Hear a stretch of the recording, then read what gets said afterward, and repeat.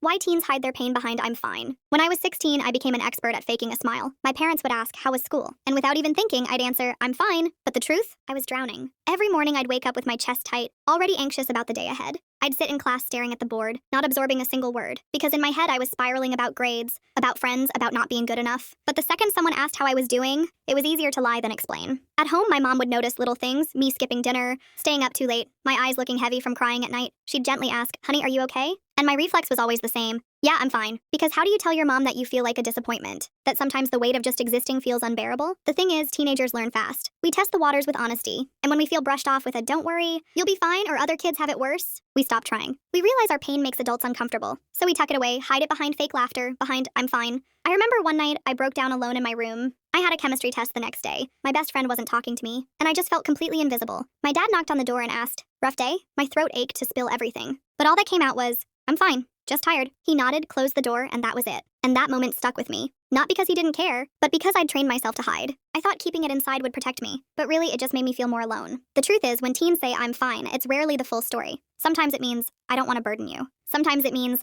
"I don't think you'll understand." And sometimes it means we've been silent for so long, we don't even know how to open up anymore. So if you ever hear a teenager say "I'm fine," look a little closer. Because behind those two words, there might be a storm they've been carrying alone for way too long.